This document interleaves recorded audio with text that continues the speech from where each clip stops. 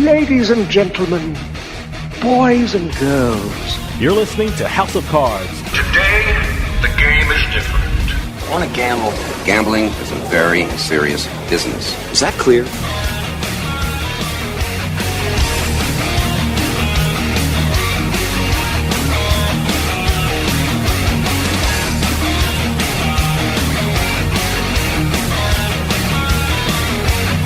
Welcome to House of Cards. Dave Weishaupt with you here, deep from the swamps of Jersey. We've got a great show coming up for you. Daily fantasy sports has become part of the sports landscape. I'm sure we've all seen the TV commercials from FanDuel and DraftKings, and maybe even heard the radio commercials on this very program. But not a lot of people know how these companies became powerhouses in the sports industry. Coming up, I'm going to be talking with Albert Chen, who is senior editor and writer with Sports Illustrated. Albert wrote an incredible book detailing the rise of these two companies. The book is called $1 Billion Fantasy, the high-stakes game between FanDuel and DraftKings that upended sports in America. And after the break, Albert Chen is going to tell us all about these two incredible companies. So stick around, and we'll be right back with House of Cards.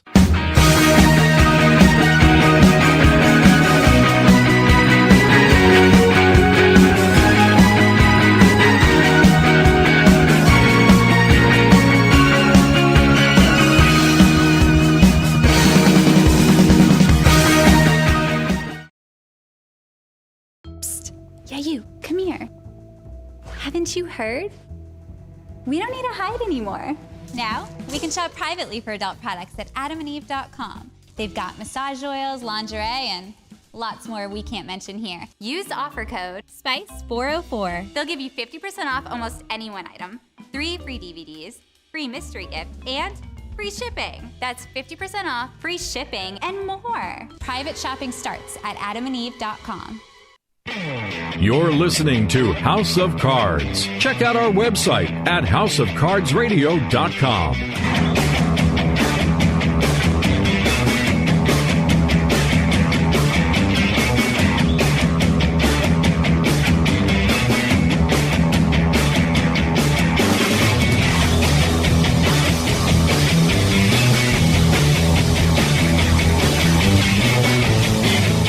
Welcome back to House of Cards. Dave Weishaupt with you.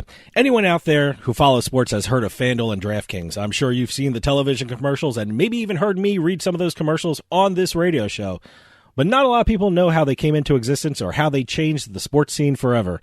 But now there's an amazing book that documents the evolution of these two companies, written by Sports Illustrated senior editor and writer Albert Chen. The book is called $1 Billion Fantasy, the high-stakes game between FanDuel and DraftKings that upended sports in America. And we are lucky to have Albert Chen on the phone to talk about it. Albert, thanks for joining us. Oh, thanks so much for having me.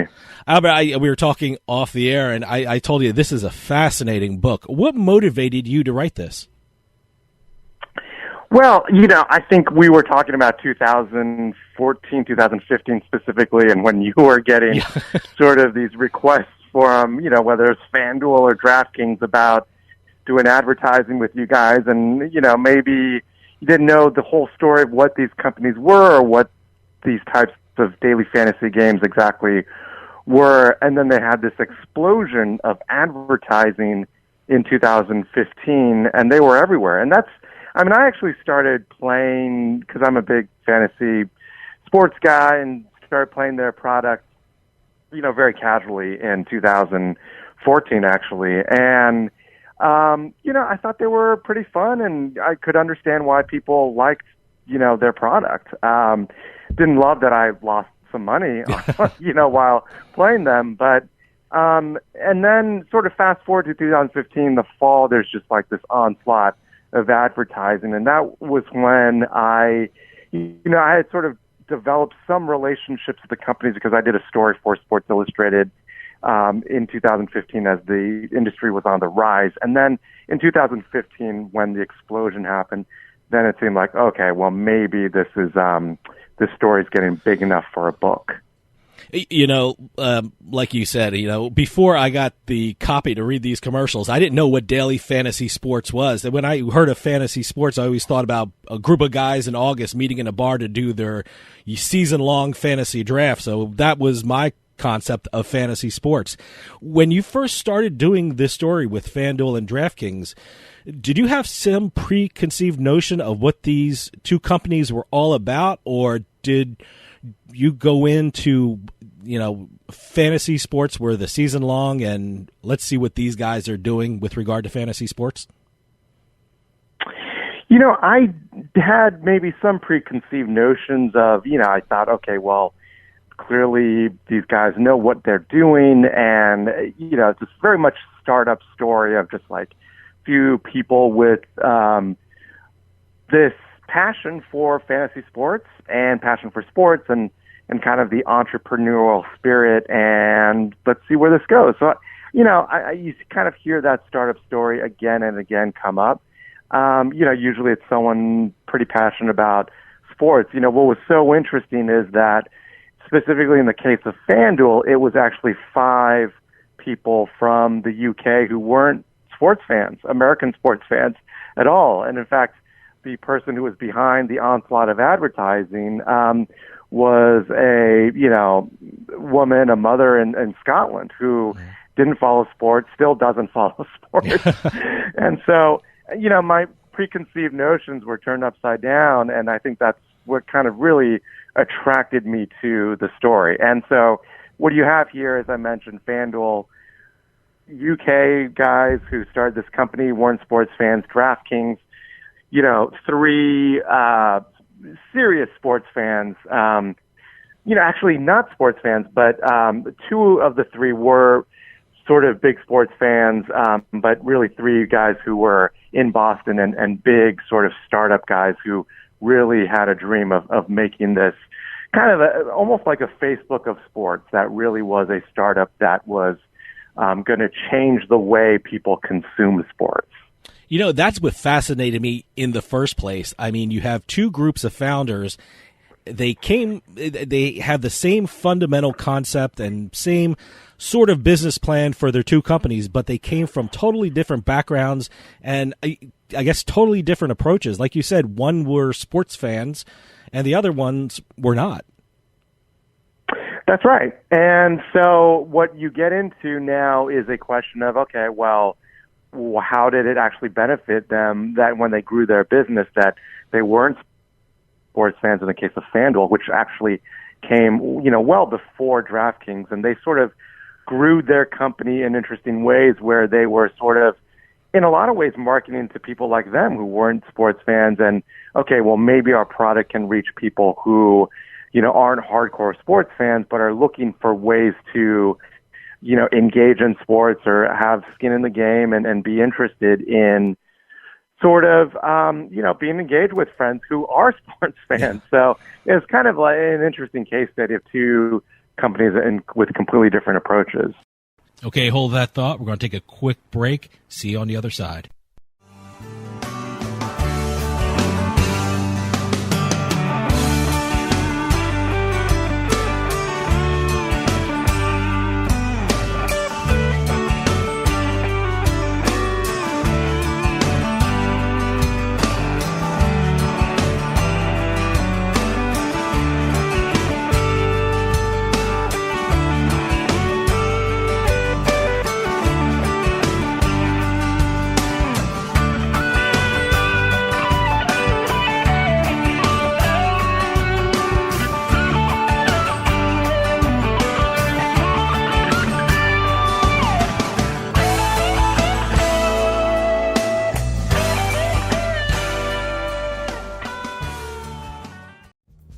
Drizzly makes it easy to shop a huge selection of beer, wine, and liquor from wherever I am. I just open the app, find what I want, and it's at my door in under 60 minutes. Drizzly. Ding dong, Drizzly.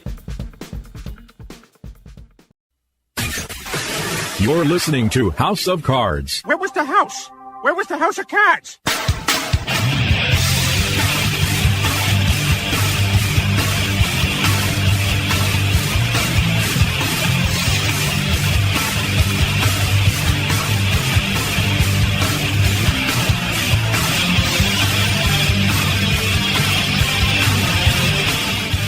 Welcome back to House of Cards. Dave Weishuttle with you here. House of Cards is brought to you by Drizzly, your online liquor store.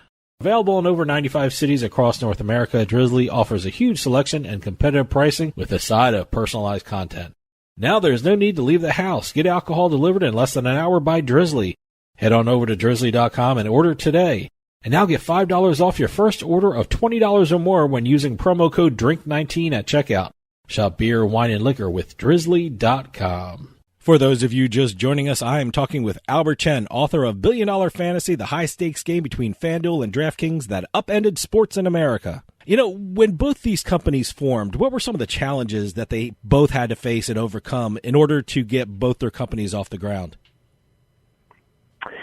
Well, you know, a lot of it, really the crux of the thing, the tension and the conflict of the story is pretty much this question of, okay, well, like, if you are, you know, playing fantasy sports, you know, that's kind of like this friendly competition, as you mentioned. I'm sure you have friends and, you know, who kind of fly in for an auction, you know, and, you know, have 12 guys at a bar and once a year kind of like, it's totally like a friendly sort of competition with, you know, some money online, but not a ton of money. So like what happened was these companies put a lot of money into sort of the stakes, where, so it wasn't just like this long season long slog. It was like every day you put in money and you can win or lose based on what happens in that day. So if you got an NBA game that night, you put some money in on certain players, kind of like a fantasy team, but it's dependent on how they do on that specific day where you win or lose money rather than entire season. So the problem for them was suddenly regulators and lawmakers kind of looking at this and saying, like, why isn't this gambling? Gambling is illegal outside of sports gambling is illegal outside of, you know, Vegas and Nevada and a handful of states. It certainly is far from, you know, widespread in the U.S. So how are these companies permitted to exist? And so that was really their biggest question that they really had to kind of face a reckoning with once they had like all these ads in everyone's living rooms. Everyone was like, how is this legal? How is this not sports gambling? And that was a legitimate question. You know, it was interesting. You know, certainly finding funding for any startup company is a challenge. But I thought it was interesting the way they had to look for money when they had a product that was really in uncharted territory. What was their challenge in getting the initial startup and finding continued amount of funding? Well, it was convincing people, investors with money, media companies, but also private equity and venture capital firms who just, you know, have a ton of money and are looking for startups that have just massive potential. And I think what these firms and, you know, investment groups and, you know, essentially just backers who can really turn your startup from three guys in a closet spaced place in a townhouse into a company with, okay, maybe 50 people or 100 people. So you have to sell them on upside. And what the upside was the fact that this thing is bigger than fantasy sports, actually. It's really about gaining people who are, you know, again, sports fans who are just interested in having, you know, making their, you know, weekends, Sunday afternoons, watching NFL games maybe just a little bit more interesting or having reason to watch. And the reason to watch is to see if you're going to make maybe $5, $10, $15, $20. And then things got a little out of control with some people with, you know, in some cases, hundreds of dollars and thousands and tens of thousands of dollars at stake. And the stakes just kept getting bigger and bigger and bigger. And so what the investors saw was, okay, well, if you have people willing to spend money and potentially lose money, and they're okay with that because it's an entertainment product. Well, if we get, you know, 10 million people playing our product, well, that adds up to a lot. So it was really getting investors buying into this idea that, okay, this is actually bigger than just this kind of quirky, weird daily fantasy sports game, but it's something more massive. It's about fantasy sports, but it's also about really what effectively is sports gambling at the end of the day. You know, in my experience with daily fantasy sports, I found it to be a male-dominated type of business, but it's fascinating to see that it was a woman who shaped and influenced the business model of daily fantasy sports. And you mentioned her before. Tell me a little bit about Leslie Eccles, who was the co-founder of FanDuel. I thought she was the most fascinating person that you described in the book. Yeah, I mean, what I wanted to do with the story is really tell the story just through a few characters. I don't think that, recounting sort of just the events and kind of painting a picture of like how these companies came to be in broad strokes would be sort of like a compelling book. You can kind of get that from, Wikipedia and just kind of reading about the companies. So really wanted to focus on the characters. And, as you mentioned, sort of like what sort of drew me into this story was really kind of telling the story through characters that you wouldn't expect to be sort of at the center of the story of startups and sports gambling and fantasy sports. And, Leslie Eccles is kind of like an extreme sort of example of, what these companies, and really, I mean, honestly, like kind of companies beyond FanDuel and DraftKings. I mean, there are many other companies that were sort of in this sort of race to win the market. And she, look, she's a woman, and this is a very male-dominated industry, and you're not just talking about fantasy sports or even just like, even the venture capital world, kind of sort of heavy on sort of, male-dominated space. So, she's former consultant, not a sports fan at all, but what she really was hyper competitive. And so the real tension of the story, and that's why things kind of spun out of control in terms of the competition between DraftKings and FanDuel, was her competitive nature. It's saying that, like, we're going to beat DraftKings, we're going to be number one in this. And so she led the marketing campaign pretty early on, and things kind of spun out of control from that. And yeah, I mean, it's really interesting how just like the decisions of just like a small group of people really dictated the fate of these companies and this industry, and ultimately kind of, made an impact on sort of the larger landscape where we are now today. For someone who actually read the commercials and was asking producers, like, wow, I've never seen this many commercials come at us. I had to read 3 commercials an hour. What they did was they set up an account for me. They put some money in the account, and every commercial I had to read a script, and then they had a section where tell the audience Dave's personal experience with FanDuel over the weekend. I was like, wow, boy, it's pretty extravagant. But that was Leslie, right? She thought that, well, if you hear sort of someone's personal experiences and them recounting, hey, I won, $50 over the weekend, you can do that too. I never won. That was the problem. Yeah, but, you probably could see how the ads were pretty effective. Okay, hold that thought. We're going to take a quick break. See you on the other side. In a market already crowded by a number of online options, PointsBet simply stands out. And now PointsBet has a brand new offer for new customers. Just sign up using our promo code HOUSE and you'll receive 4 risk-free bets up to $1,000. This is the largest welcome offer in the sports betting marketplace, and we do encourage new players to take advantage. And make sure you use our promo code HOUSE to get this special sign-up offer. PointsBet. Bets you won't believe, moments you'll never forget. Must be 21 years or older and in New Jersey or Iowa to place a bet. Gambling problem? Call 1-800-GAMBLER. Terms and conditions apply. Okay, hold that thought. We're going to take a quick break. See you on the other side.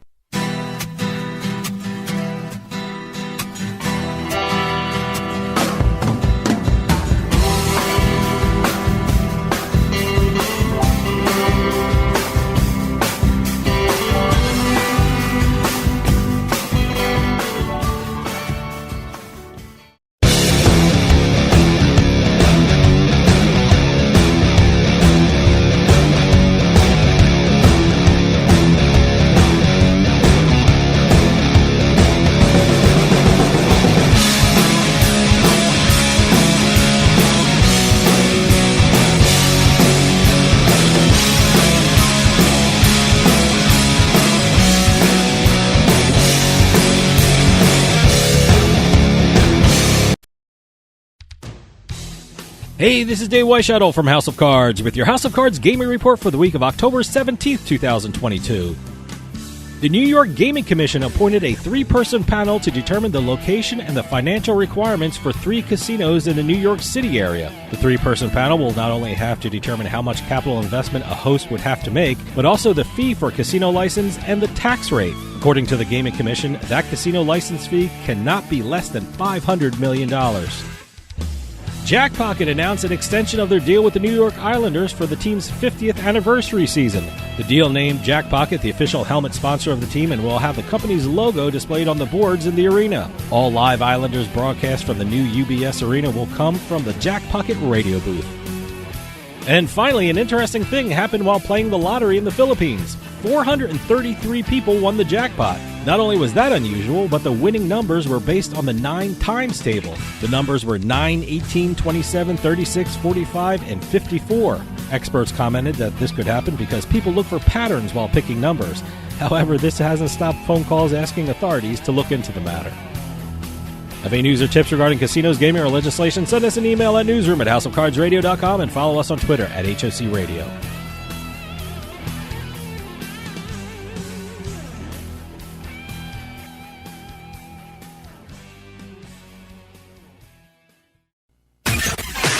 You're listening to House of Cards. I'll bet you $20 I can get you gambling before the end of the day. No way. I'll give you 3-1 odds. No. 5-1. No. 10-1. You're on.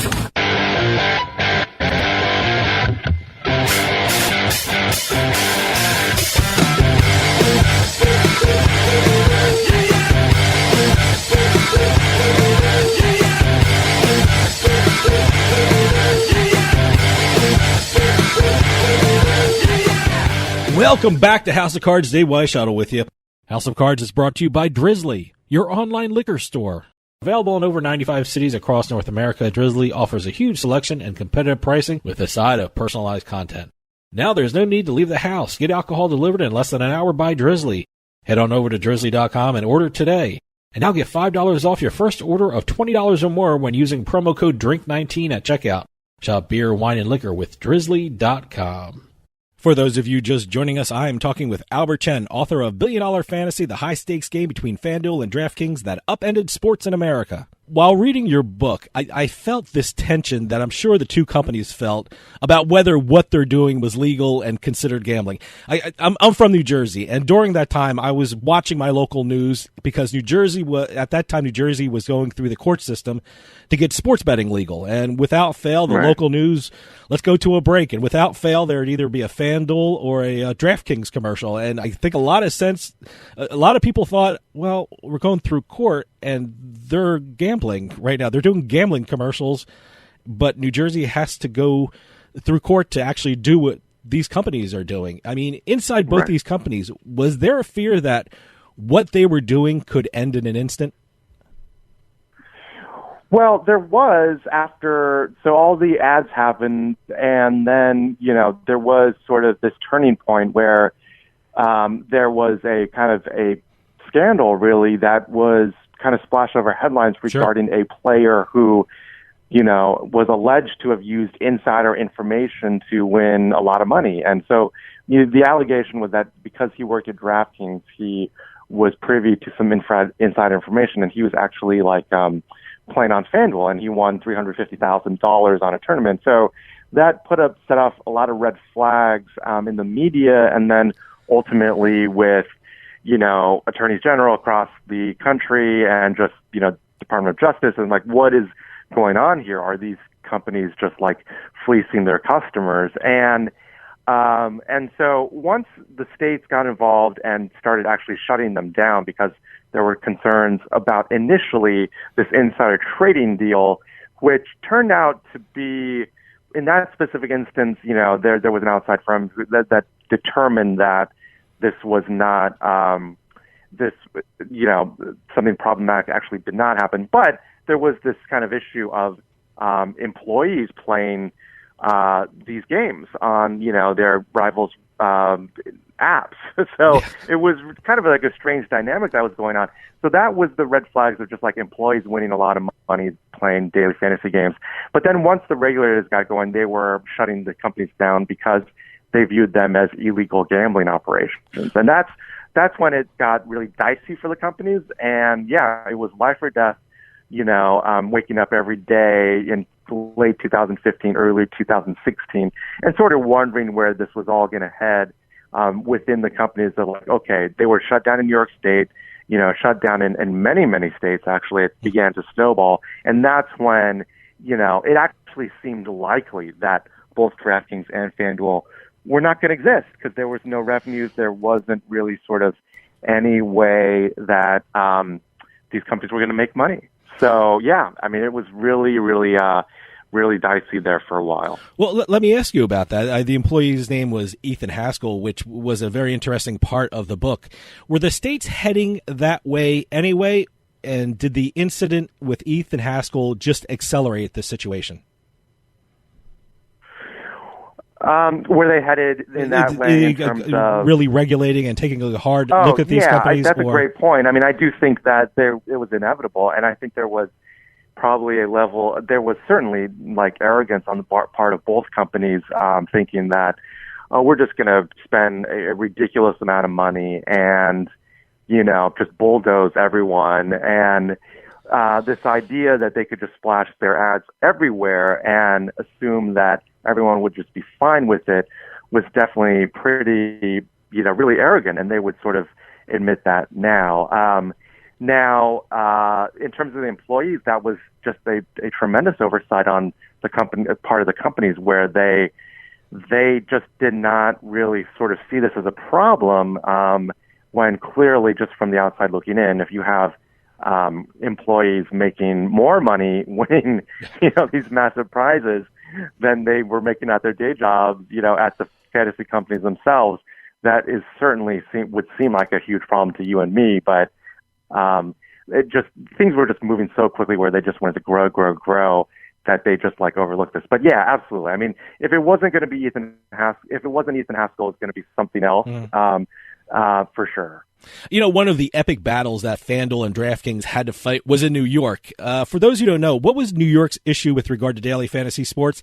And it seems like it's still going on in the courts of New York. What's the status of daily fantasy sports in the state of New York? Well, you're exactly right. I mean, that's sort of where the main drama played out, was in the state of New York in terms of, because, obviously New York State is a big state, and, whether they were going to be allowed to operate in New York was really ultimately going to determine sort of the fate of the companies and what their really, viability was going forward. Eric Schneiderman, the Attorney General for New York, shut them down in, I believe it was November 2015. He saw all the ads, things snowballed, and his determination was that there was, a few things. I mean, the fact that certainly that these companies were kind of pretty clearly sports gambling companies, and sports gambling is illegal in New York State, that was a problem. But also the fact that, what he actually targeted was the advertising and kind of these ads telling you and me that we actually have a chance to win a lot of money. In fact, have a really good chance at that, when in actuality, the odds are pretty slim because, you're playing against people who really know what they're doing, and the odds are just really stacked against you. So ultimately what happened was that they settled. I mean, the two companies did pay a settlement with the state, and there was a daily fantasy sports bill that passed in New York, so that daily fantasy was legal in New York and in New York going forward. So that was sort of dicey, and that was sort of resolved in the fall of 2016. But now, there is a continuing drama. I think that it sort of changes every day in terms of daily fantasy. Yeah. But I think now we're getting to really what is the larger picture, and really sort of the more important sort of story is, sports gambling, because now FanDuel and DraftKings are sports gambling companies, and it really is about the legality of sports gambling in states like New York and states where it is currently illegal. It's legal in New Jersey. DraftKings and FanDuel are thriving in New Jersey because you and I can bet on our phones in New Jersey. Mm-hmm. But the question now is, how quickly are people going to be able to do that across the country? You mentioned sports betting, and I found it very interesting in your book that you described the sports betting establishment in Las Vegas. How did they view daily fantasy sports? Did they see it more of a new opportunity, or was it a threat to their monopoly on sports betting? Well, they certainly perceived it as a threat to their business in sports gambling. Now, I would argue and I think a lot of people would agree with me now, is that in actuality, the daily fantasy sports product was not a threat because it was pretty small peanuts compared to what their business was. Now, yeah, was there a threat of them chipping away at their business and certainly potentially, you get into daily fantasy, you're ultimately going to be into sports gambling. I think that, that those are legitimate questions. But, Vegas, in terms of their casinos and their sports books, I mean, they certainly viewed these companies as a threat and were certainly, big adversaries against the growth that these companies were experiencing, particularly in Nevada. So, there was certainly, Nevada, shut them down, and for a long period of time, like those two companies, it's funny because the landscape changes so much that actually, I'm not sure in terms of daily fantasy what their current situation is in Nevada, but I'm almost fairly certain that they certainly in a number of states, FanDuel and DraftKings are not able to operate their daily fantasy operations. But what I will say is their business is really about sports wagering going forward, and that is now sort of the big play for not only them, but certainly for Nevada, those casinos there, and for these major gambling companies and entities and media companies going forward. I got to ask you, in your opinion, would we have sports betting today if DraftKings and FanDuel did not come out with daily fantasy sports? I mean, did the daily fantasy sports allow for an easier transition to sports betting? Well, I don't think anyone say the transition was easy, certainly for these companies, but I see your point. It's a great question because things, I think did accelerate faster. No doubt they accelerated faster than what any of us expected. And it is a good question. We certainly would not be in this exact point without these two companies. I do think what's interesting is, New Jersey is a good example and really at the forefront of what things are, the way they're headed and the way where we're going forward. And look, DraftKings and FanDuel are the two biggest players. FanDuel is the biggest in New Jersey. And so, given that logic, I think certainly going forward to view these two companies as positioned to be very well positioned to be the two main sports gambling players in the country tells you all you need to know. I mean, I think that, they are well positioned in terms of getting their customers. And the awareness that their ads did was just at least get the conversation going. You had a lot of media covering sort of the intersection of money and sports and mobile sort of games. And so it was just in the conversation and certainly got on the radars of states. So that really sort of accelerated things in a large sense. Now, I do think sports gambling, nationwide is inevitable, but, we're still at a point where in New York, you can't wager on your phones and have to go to, these two casinos upstate to do it. And in the vast majority of states, sports gambling is still not legal. Okay, hold that thought. We're going to take a quick break. See you on the other side.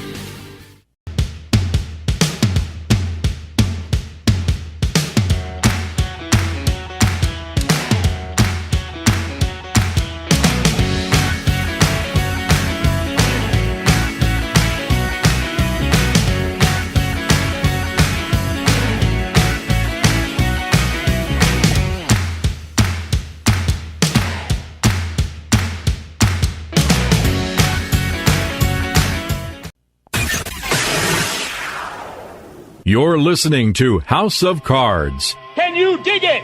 Can you dig it? Can you dig it?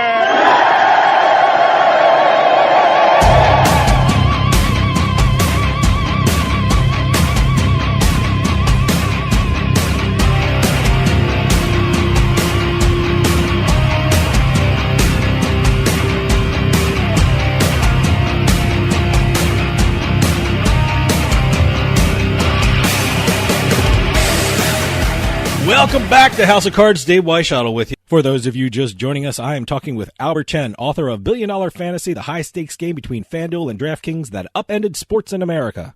You mentioned it. Not only FanDuel and DraftKings are the top daily fantasy sports providers, but they're also two of the most successful sports books in this country.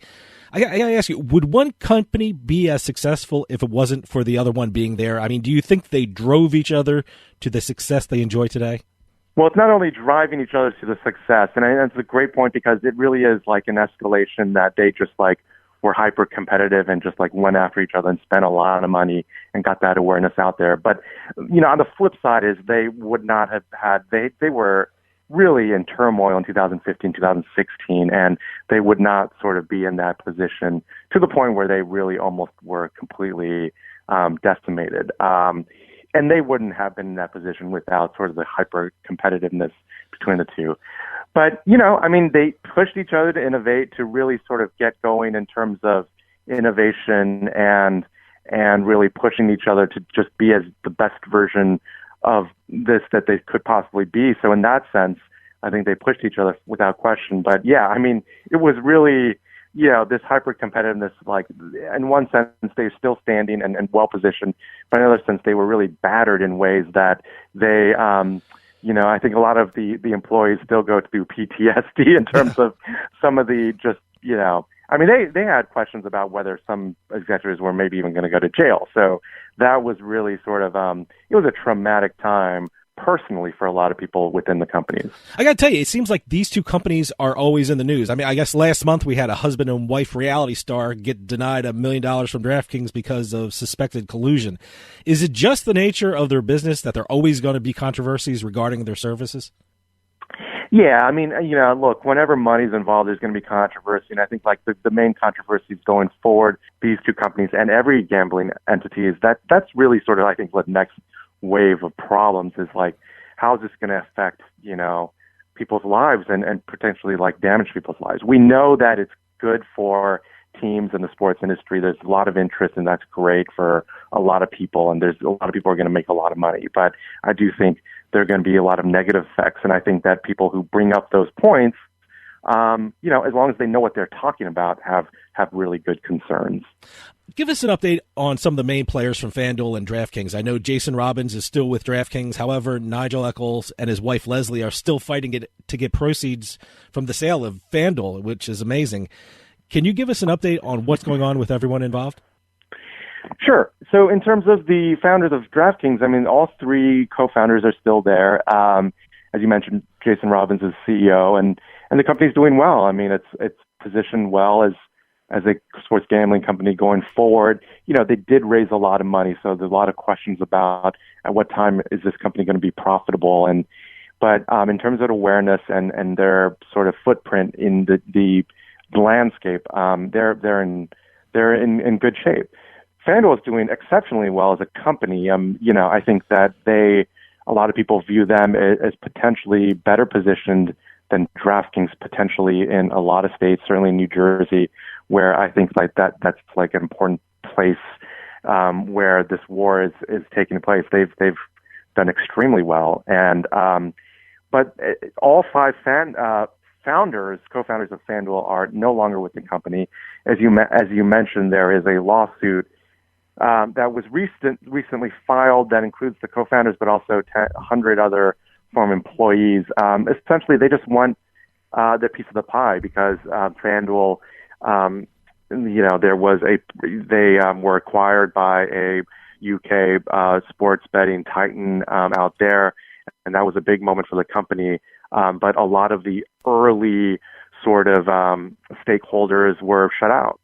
And look, it's certainly tragic that a lot of these co-founders were shut out and don't, are walking away with nothing from that big acquisition. Others would argue, and certainly this is the FanDuel argument, is that, look, this is the risk you take when you raise hundreds and hundreds of millions of dollars, is that your stake of the company gets smaller and smaller. Now, so that drama is still yet to be played out, but in terms of the story of the five FanDuel founders, pretty pretty satisfying ending in that, their story is over. They left their industry and the company, and now really it's just like a question of how much money they're going to get out of this, if any, at the end of the day. Now, what their achievement is pretty, I think deserves certainly recognition, and like it's an incredible story of 5 people who kind of had no interest in sports and really sort of building this company that is really well positioned to be a dominant player in sports gambling in the United States. Albert, we're running out of time, but I want to remind everyone the title of this amazing book is $1 Billion Fantasy, the high-stakes game between FanDuel and DraftKings that upended sports in America. Albert Chen, you wrote a fascinating book, and I urge everyone to pick it up because you will not be able to put it down. Albert, thanks for joining us. Oh, thanks so much for having me. Really appreciate it. Well, that'll do it for us this week. I'll see you next time on House of Cards.